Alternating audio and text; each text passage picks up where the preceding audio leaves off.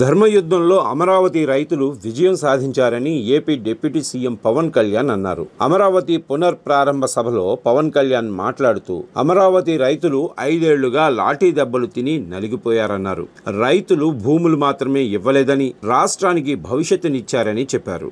మా కన్నీళ్లు తుడిచేవారెవరని అప్పట్లో రైతులు నన్ను అడిగారు. అమరావతి 5 కోట్ల మందికి సంబంధించిన హబ్. గత ప్రభుత్వం అమరావతి భవిష్యత్తును తుడిచిపెట్టింది.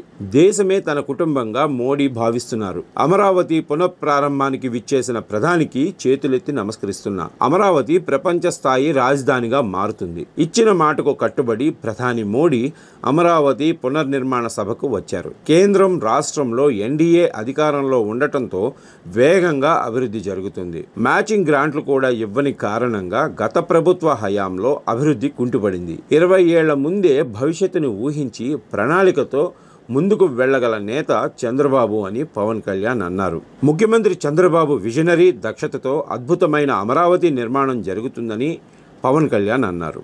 గతంలో రాళ్లు రప్పలతో మహానగరాన్ని చూసి హైదరాబాద్ సైబర్ సిటీని నిర్మించారని కొనియాడారు. అమరావతి నిర్మాణం పూర్తయితే భవిష్యత్తులో రాష్ట్ర విద్యార్థులు బెంగళూరు, హైదరాబాదు, చెన్నై వెళ్లరని చెప్పారు.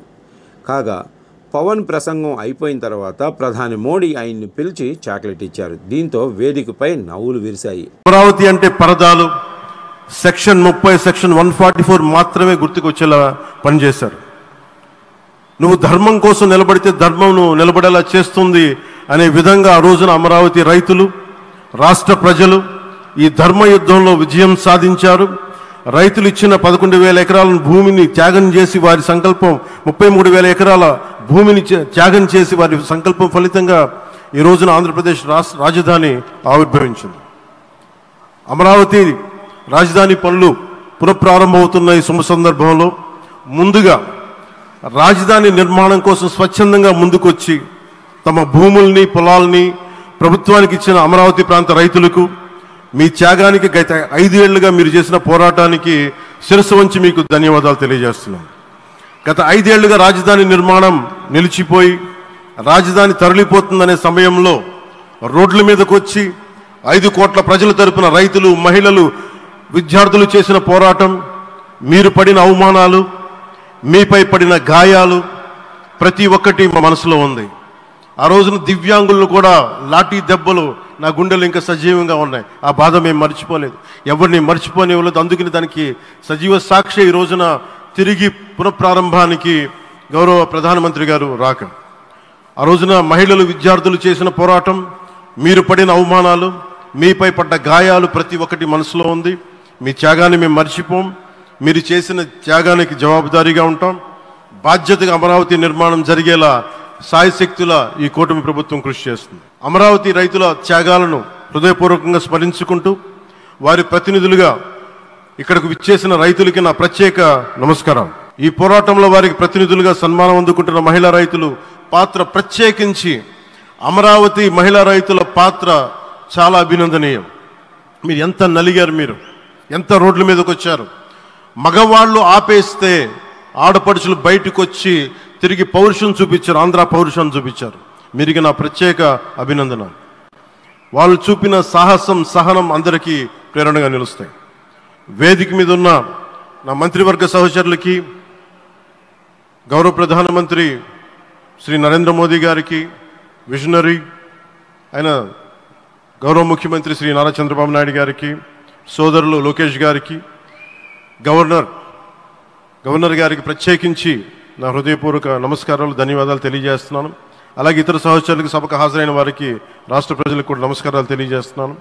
ఇక్కడ రైతులు భూమిని మాత్రమే ఇవ్వలేదు, రాష్ట్ర భవిష్యత్తును నిర్మించే ఆశలను, విశ్వాసాన్ని ఇచ్చారు. కానీ 5 సంవత్సరాల్లో గత ప్రభుత్వం ఆ త్యాగాన్ని అవమానించింది. 3 రాజధానులు, అస్తవ్యస్త విధానంతో ప్రజల విఘ్నతని, అమరావతిని అగౌరవపరిచింది. ఈరోజు ఈ వేదిక నుండి మేమందరం మీకు హామీ ఇస్తున్నాం. అమరావతి మళ్ళీ ఒక ప్రపంచ స్థాయి సర్వశ్రేష్ఠ రాజధానిగా ఆవిర్భవిస్తుంది. అమరావతి ఒక ఆర్కిటెక్చరల్ జోన్, ఒక కాంక్రీట్ జంగిల్గా మిగిలిపోకుండా జవాబుదారీతనం, న్యాయం, ప్రజాస్వామ్యానికి ప్రతీకగా నిలవాలని ఆకాంక్షిస్తున్నారు. కేంద్రంలో రాష్ట్రంలో స్థిరమైన ఎన్డీఏ ప్రభుత్వం ఏర్పడిన కారణంగా అభివృద్ధి కార్యక్రమాలు వేగంగా సాగుతున్నాయి. మేనిఫెస్టోలో ఇచ్చిన హామీలన్నీ దశల వారీగా బాధ్యతాయుతంగా అమలు చేస్తున్నాం. కేవలం మ్యాచింగ్ గ్రాంట్స్ ఇవ్వని కారణంగా గత ప్రభుత్వం రాష్ట్రం కేంద్రం నుంచి పొందాల్సిన 1000 కోట్లు నష్టపోయింది. కానీ ఈ ప్రభుత్వం కోఆపరేటివ్ ఫెడరలిజం స్ఫూర్తితోటి పరస్పర సహకారంతో పనిచేస్తున్నాం. రాష్ట్రంలో రహదారులు, రైల్వే పారిశ్రామిక రక్షణకు సంబంధించి ఈ రోజున మన అమరావతి కాకుండా రాష్ట్రంలో రహదారులు, రైల్వే పారిశ్రామిక రక్షణకు సంబంధించి ఈ రోజున 1,07,00,000 కోట్ల విలువైన అభివృద్ధి పనులకి ప్రధాని గారు శంకుస్థాపనలు, ప్రారంభోత్సవాలు చేస్తున్నారు. రాయలసీమలో గుంతకల్ రైల్వే, గోరంట్ల హైవే లాంటి వివిధ కార్యక్రమాలకు, ఉత్తరాంధ్రలో పిఎం ఏక్తా మాల్ లాంటి వివిధ పనులకు ఈరోజు శంకుస్థాపన, ప్రారంభోత్సవం చేస్తున్న ప్రధానమంత్రి గారికి నా హృదయపూర్వక కృతజ్ఞతలు. నేను అవనిగడ్డ ఎన్నికల ప్రచారంలో హామీ ఇచ్చిన దానికి అనుగుణంగా మనందరి ఆశలు మనకి ఆశించిన విధంగా నాగాయలంకలో మిస్సైల్ టెస్ట్ రేంజ్కి ప్రధానమంత్రి గారు ఈ రోజున శంకుస్థాపన జరగడం నాకు చాలా సంతోషంగా ఉంది. Now with honourable prime minister Shri Modiji and honourable CM Shri Chandrababu Naidu garu, and together again Amravati will surely become a world-class capital, a 360-degree growth engine for all of Andhra Pradesh. Our youth will no longer have to leave for Bangalore, Chennai or Hyderabad. Soon Andhra Pradesh will create jobs for our people and attract talent from across the nation and the world. దీనికి అమరావతికి ప్రత్యేకించి ఒక వ్యక్తిని మనం స్మరించుకోవాలి. రాళ్లల్లో, రప్పల్లో ఒక మహానగరాన్ని చూసిన వ్యక్తి, ఒక 20 సంవత్సరాలు ముందుకెళ్ళి చూసిన వ్యక్తి. అలాంటి నాయకులు మనందరం కోరుకున్నట్టుగా ఆయన వెనంటే ఆయన ఉండాలి, ముఖ్యమంత్రిగా ఉండాలి అని మేము ఆశించిన విధంగా ఆయన ముఖ్యమంత్రి అయ్యారు.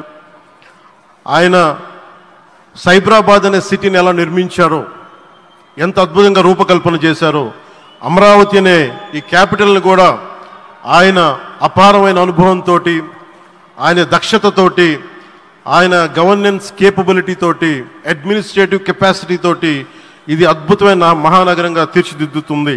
ఇది ఆంధ్రప్రదేశ్కే కాదు భారతదేశానికి తలమానికంగా అవుతుందని మనస్ఫూర్తిగా నేను ఆశిస్తున్నాను. అలాగే ప్రత్యేకించి ఈ రోజున మనం ప్రధానమంత్రి గారిని చాలా లోతుగా మనం అర్థం చేసుకోవాలి. ఈ రోజున కశ్మీర్లో దాదాపు 28 మందిని చంపేశారు. అలాంటి క్లిష్ట సమయంలో రాష్ట్రం, దేశం మొత్తం యుద్ధం వైపు వెళ్తున్న సమయంలో, అలాంటి కీలక సమయంలో ప్రధానమంత్రి గారు ఇక్కడికి వచ్చి లోపలంతా బరువు, గుండెల్లో బరువు పెట్టుకొని వేదన ఉండి కూడా అమరావతి రైతులు చేసిన త్యాగాలను మర్చిపోకూడదని చెప్పి ఇంత ఇబ్బందుల్లో కూడా ఆయనకు వచ్చినందుకు మనస్ఫూర్తిగా ఒక్కసారి మనందరం ప్రధానమంత్రి గారికి గౌరవ సూచకంగా మనందరం కృతజ్ఞతలు తెలియజేయాలి.